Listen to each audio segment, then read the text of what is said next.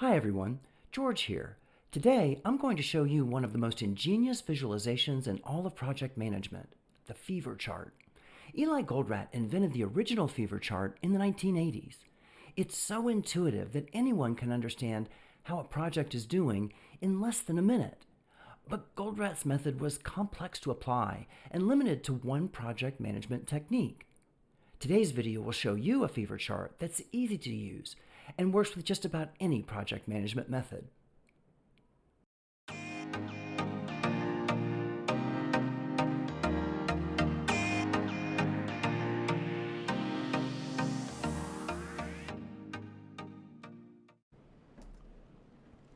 First, what problem are we trying to solve? Projects are late too often, and it makes everyone unhappy: customers, colleagues, and especially the boss. The cause we'll deal with today is the ordinary, unexpected events that come to almost every project: a late supplier, a bug in software, a colleague leaving the project. These events are like gremlins hiding out and bringing delays to an otherwise well-planned project. Our solution is the fever chart, a simple way to manage a buffer that will keep your project on time and keep everyone happier, including the boss. Before we get to the fever chart, let's review the visual schedule. If you haven't seen this before, think of it as a different way of showing the same things that you have probably seen in an action plan or a Gantt chart tool like Microsoft Project. Here, each of the dozens of groups of electronic sticky notes represent one task. This visualization is compact, showing many tasks on one line. This allows you to see the entire project on one page, something that will be important for us. Let's take a closer look at the first task.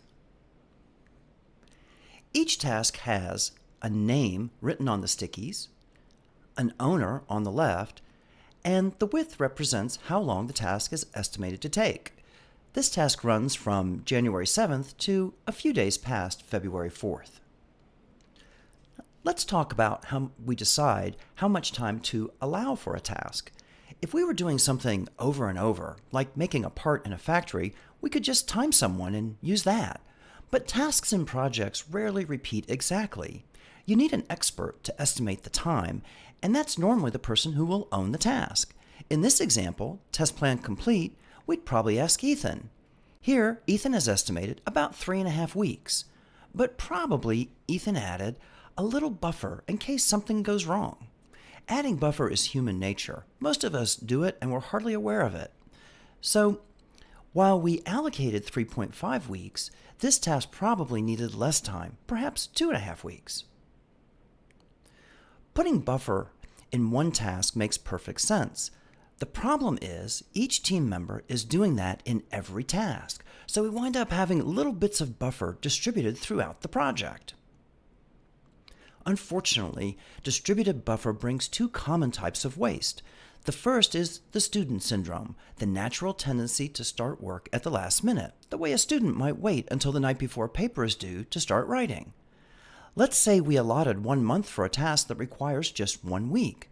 The student syndrome describes how people wait until the last minute to get started. All that buffer is wasted. It doesn't help protect the schedule. The second waste is Parkinson's law, named for the economist Cyril Parkinson, who demonstrated that when people are allowed more time to do something than is required, the actual time expands to the time allocated.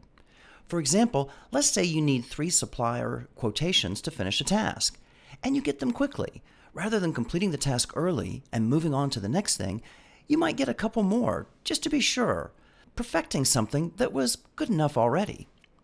Or you might set this project down and go work on something else. Either way, most people are unlikely to turn in work early. Again, let's say we allot 1 month for a 1-week task. According to Parkinson's law, some people will finish or nearly finish early and then wait until the allocated time expires before turning in the work. Like the student syndrome, Parkinson's law wastes buffer, in that the buffer doesn't protect the schedule. So, to cut the waste of the student syndrome and Parkinson's law, we're going to squeeze the project so that all the distributed buffer is collected at the end. Notice that our project still starts January 7th, we didn't change that, and it still ends July 12th. And outside the team, we're only going to commit to July 12th. But here's the secret. Inside the team, we'll work to an end date of June 3rd. And we're going to treat that 6-week buffer between June 3rd and July 12th like currency. We'll spend it only when we need to. We won't waste it like the student syndrome and Parkinson's law do. And one last point about the schedule, the date strip. Remember I mentioned at the beginning that this fever chart is easier to use than the original? That's because the date strip at the top of the schedule can slide relative to the tasks. I'll show you. First, let's concentrate on just the date strip. And those 3 date markers, they helped us make a point earlier, easier to see when people were watching this video on a small screen.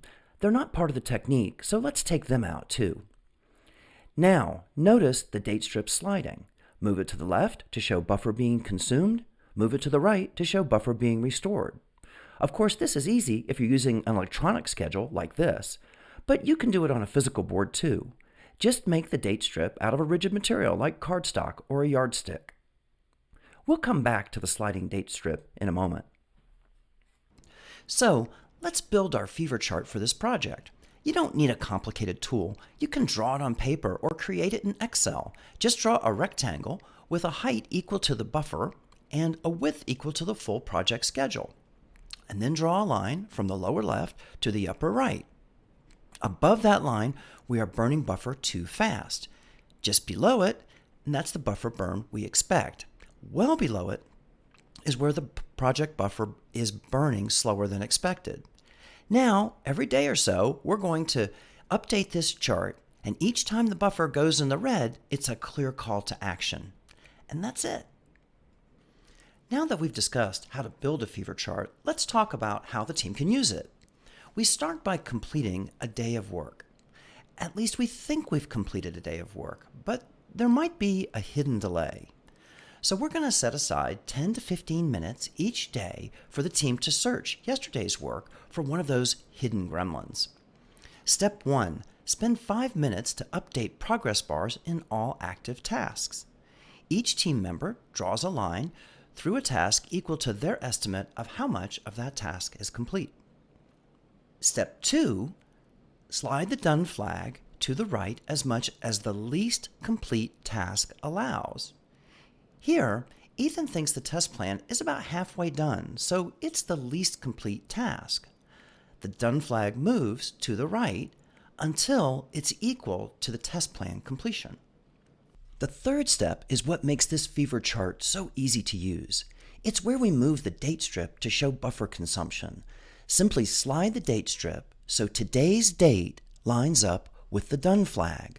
For example, let's assume today is January 28th. So we slide the date strip to the left about 7 working days. I want you to see how this works, so let's do it again with the full schedule. And this is the full schedule just before we move the date strip. The done flag is 7 days before today. So we slide the date strip left 7 days. Now, look at the right. You can see the buffer that's consumed. Anything that follows July 12th is consumed buffer. Now we want to add delay dots so we can keep a history of which tasks are causing delay. In this example, 7 days of buffer was consumed. So we'll add 7 delay dots by the test plan. Now we update the fever chart. We need only add a segment that goes horizontally from yesterday to today. Buffer consumption is in the vertical axis. And since we slid the date strip left 7 days, we draw a segment showing 7 days of buffer burn. And that's today's update. Remember that consuming some buffer isn't negative. In fact, it's expected. We need only react when the buffer is consumed too fast enough to get the project in the red.